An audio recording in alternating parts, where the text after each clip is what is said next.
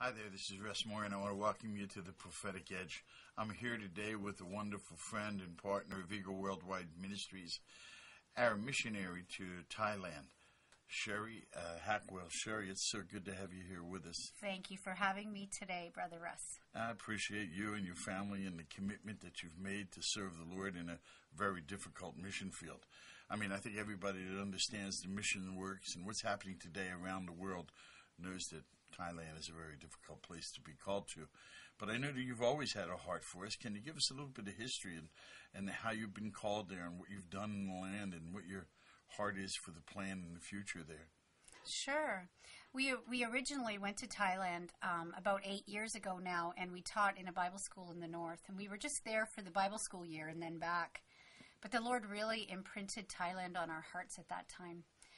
As a matter of fact, I tell people that I have a tattoo that you can't see because I feel like the Lord has tattooed Thailand on my heart. And He just really put the nation in our hearts at that time.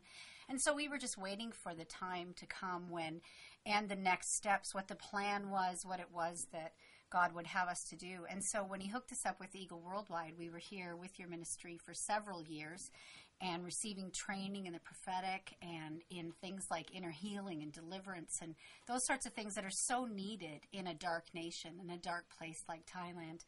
And then came the time when we really felt like it was time for us to return to that nation. And the Lord put the city of Pattaya on our hearts. Pattaya City is the hub for the international sex trade, as we call it. The number one city, the number one destination for sex tourism. And so when I first went to the city on a kind of a look and see trip, I literally cried myself to sleep for the first few nights because I could just feel the darkness and the perversion in that city. And I thought, how could I bring my children here? But I really knew that the Lord was calling us there. So when we initially moved back, we've been there about 2.5 years now, Eagle Worldwide released us and sowed us into the nations. And so we went to Thailand. And initially we lived about 45 minutes away from Pattaya City. And our children attended an international school there. And my husband and I commuted back and forth to the city on a daily basis. After about 10 months, our entire family, including our children, had such a desire to move into that city. And so now we just have such a grace of God to be there. Wherever we go, we feel His grace on us. We take our children. We've started a house of prayer. I helped to begin a house of prayer in Pattaya, and it's in one of the worst areas of the city. And my good friend Jessica Mock heads that up. And we take our kids into that area, and we feel like just the grace of God on us to take them there. And we know that they're protected and that they're okay. And so, when we do bar outreach, we don't take the kids along, Right. But we are really called as a family to ministry there.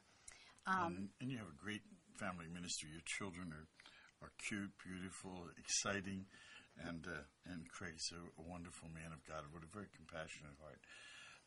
When you talked about that tattoo in your heart, and sometimes we don't understand how important that is with a missionary call, because people are being called away from their homeland, their families, and all the comforts that they've grown accustomed to here in North America, and now you're plucked into a new environment. And the only way that can effectively happen is if God does something to touch your heart. Yes. And it just is a release of grace and love to meet every challenge. I mean, even now, you're here in Canada, and you came for a short time, but then, of course, the storm and all the other things that occurred have extended your time here away from your family. And that's a tremendous sacrifice to make. And I know you've made some wonderful contacts and fundraising. What's it like, and how difficult is it for you to raise funds toward the endeavor that you're doing? Well, what we have found is unless we're here, that's just not going to happen. So coming back to North America, at least at this point, we have plans in the future to have some manufacturing, have some business there, because we want to be able to give the people in the slums and people that don't have jobs, we want to be able to employ them. So our heart's desire is to have a business covering as well while we're in Thailand. But at this point, it's human trafficking, which is basically our, catchword, you would call it. This is what our main goal is, to see human trafficking stopped. And so it's a pretty hot topic right now. but that a lot of people don't realize is it's everywhere. It's here. It is. It's here in Canada. It's in North America. It's in Europe. It's in every nation of the world. And so coming here, my mandate is to raise awareness, global awareness, like to let people know this is happening everywhere in the world. So when I'm here, I feel like God has given me the mandate to raise awareness for what's going on globally, not only in Thailand, but right here as well, and how people can see it stopped. Because I really believe that without God, we're not going to see it end. There's some of our partners and friends that are watching today. You know, what can they do to partner, to help, to raise awareness, to help with the vision that God's put on your heart, both there in Thailand and for what you're doing here? Well, we have a website, spiritproofministries.com, and there's a donate page there where people can partner with us monthly. As you know, when we're in ministry, our greatest need really is for people who are willing to partner with us on an ongoing basis. And so that each and every month, you know, there are new expenses. And as much as we want to be spiritual about things, there are very natural needs that need to be looked after. You know, we need to rent a home. Right now, our greatest need is for a ministry vehicle. We're a family of 5, and our vehicle right now is a motorcycle. So we can drive with 4 people on that, which isn't really the way they do it in North America, but we can't do it with 5. And we've also had some amazing doors open up for us to travel around the nation of Thailand because people have seen that prophetic edge on our ministry, and they want the glory. They want that prophetic. And so we've been invited by some Thai pastors to travel around the nation to go to different churches and bring out this message.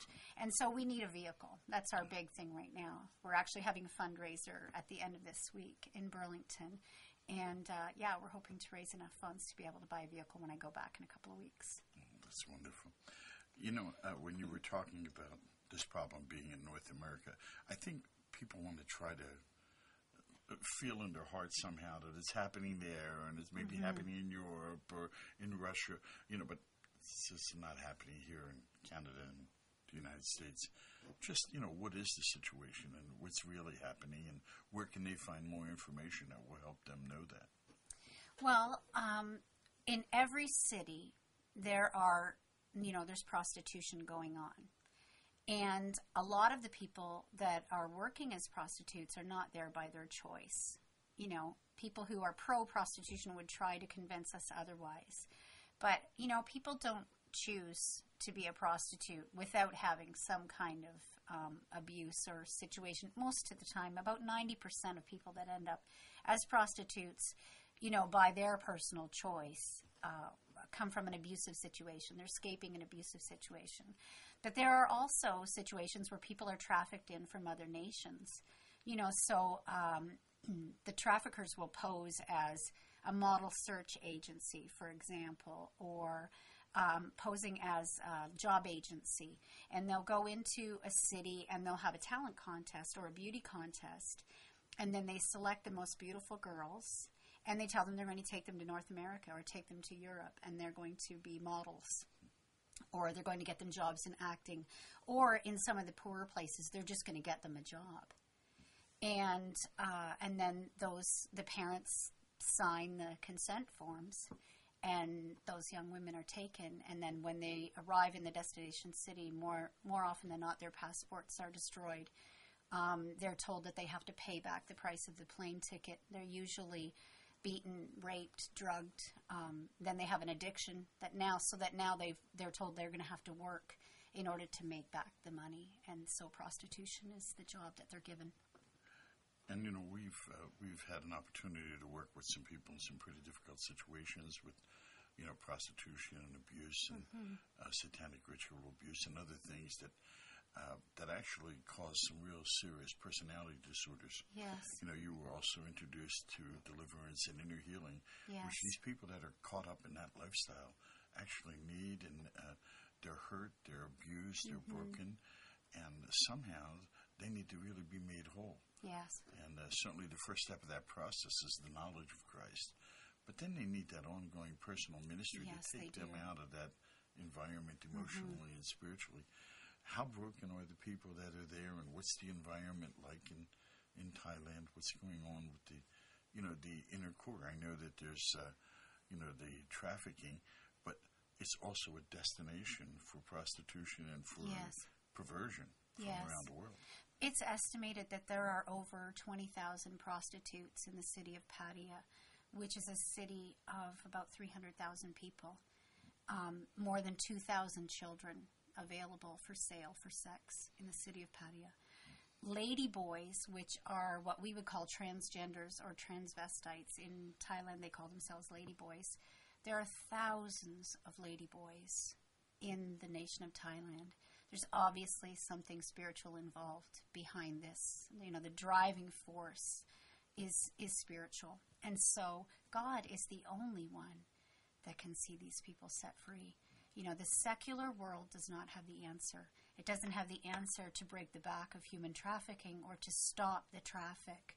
But it also, they don't have the Holy Spirit. So they don't have what they need to see these people set free. Before we left for Thailand, I prayed for a long time for God to give me a heart for the perpetrators as well. Because, those mostly men who are coming into the city to use people for sex they're just as much in bondage as the people who are being used. And so God has given us a heart for both sides of this equation, And so we minister whenever there's, a possibility of seeing someone set free. Whenever somebody wants to be set free, we minister to both sides of the coin. I think we have to keep that in mind with some of the local ministry things that happen here as well, and the problems that we're faced with here in North America. A lot of times we're dealing with the person who's been abused in say, domestic violence situations, and we ignore the batterer, which allows the situation to continue to go on, or we just penalize the batterer and send them off to prison with no restoration involved, no healing involved, and that person comes out and perpetuates the same thing because the root was never really dealt with. Yes, that's absolutely true. It's really important that you have a heart for both sides and try to be able to minister as often as you can there. Where can they get you again, and what can we do? How can they partner? How can they communicate with you? Are they able to communicate in Thailand? Can they email? Do you have Facebook? Any other ways to communicate? We do. If they go to spiritproofministries.com, they can go to the donate page, and that has everything that they need to give by PayPal or to give to become a monthly partner or a one-time giver. And then all of our contact information is on there as well, so that they can email us. If people want to come and volunteer, I very strongly suggest, obviously that it's God speaking to you. You don't just go into a city like Pattaya because you feel a desire to help. It really has to be God sending you. But, we also, in the future, hope to set up an internship program and have a volunteer program set up that will make available for people to come and work with us and to learn more about what we're doing there in Thailand, which is mirroring what Eagle Worldwide is doing here in Canada.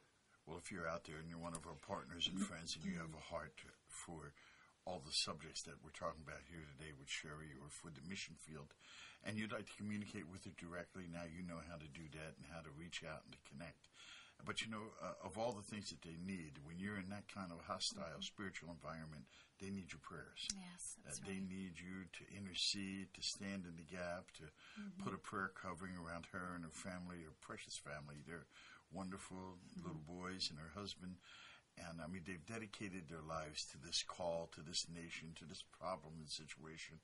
And I really want to prompt you to partner with them and to help them any way you can. Thank you for joining us today, Sherri, and thank you for this fundraiser that's coming up and the work that you're doing. I just want you to know we love you and we appreciate everything that you're doing, both here and abroad. And please bring our best regards and our blessings back to Craig when you head back. We will, for sure. God Thanks bless for you. having me. Thank you.